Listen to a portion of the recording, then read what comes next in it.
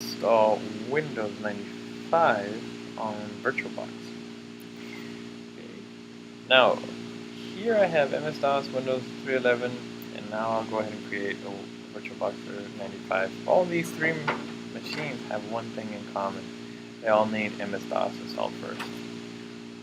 But what I'm going to do here is going to create a Windows 95. So it has all the requirements for Windows 95. And I can go ahead and run it. Continue. I'll take all the defaults. 2 gigs for secondary storage is fine. And now I create. Okay, now I'm going to go ahead and double click onto it, and I only created an environment for Windows 95. I did not install anything, so it doesn't have any bootable memory, bootable OS to go to. So right now I'm going to go ahead and install my bootable drive. And for Windows 95, I first must install MS-DOS. So I'm going to go ahead and install it first. Continue. Start.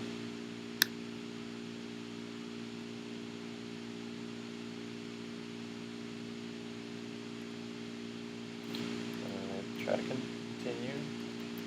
Can't install because we only have an environment where this can be installed. I don't have a partition nor a file allocation table. So I'm going to make it F3 2 times and escape out of here. F this.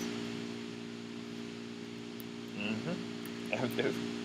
And right here, depending on your system, you might have to create a DOS partition or just set it active here. I only have to set it active. So I opt for option 2.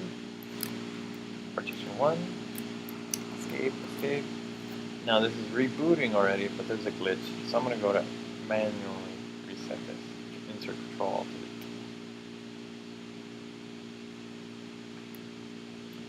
Now putting back up. I'm going to try to go ahead and install CD drivers. I'm going to go ahead and hit F for fail. Continue. Still cannot enter installation because I don't have a file allocation table to it. I'm going to F3. Now I'm going to go ahead and give it an allocation table to the C drive. Yes. No name. Control delete, insert.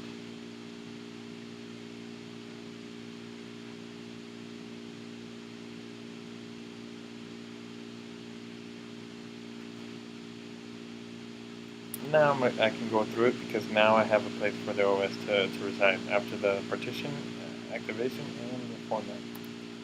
And this is MS-DOS installing.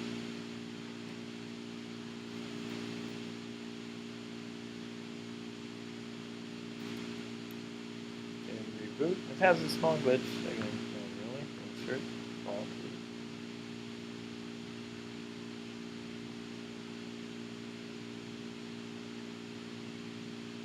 Now I'm going to go ahead and install, I've already installed MS-DOS, so I'm not going to select one. I'm going to select 2 to install CD support, which I'll need to install Windows 95.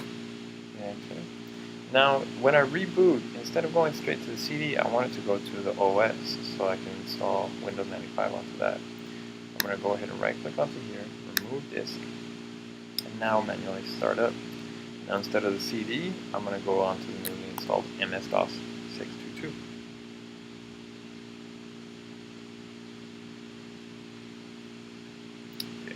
I can see I have CD support. My CD support is drive letter D.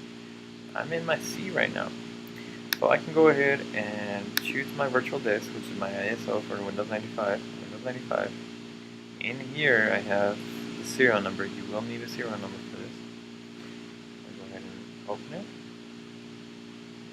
Now it's in there. I can check it to see if it's in there. DIR D. Yep. We got a couple things into there. And one thing that takes my interest out of all of them is this guy's setup. Remember, it's on the D drive. So what I can do is D and setup. What it's going to do is analyze, get everything set up. I can go ahead, go to setup.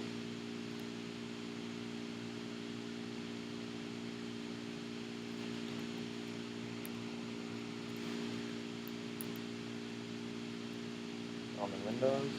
accept all the defaults, say typical. This is where that will come in handy. Let's see, where's one?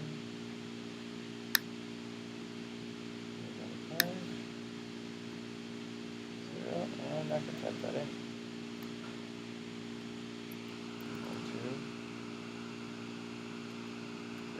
12.095 0004226 12233.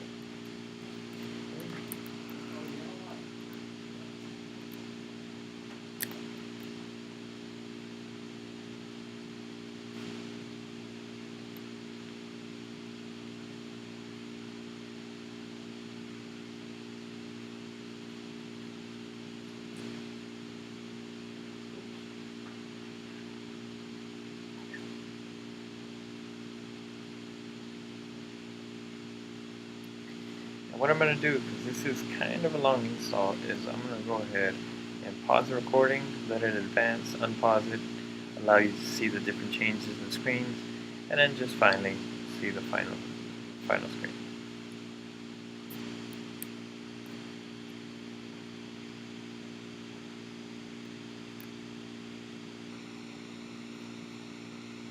Back over here, so common recommended.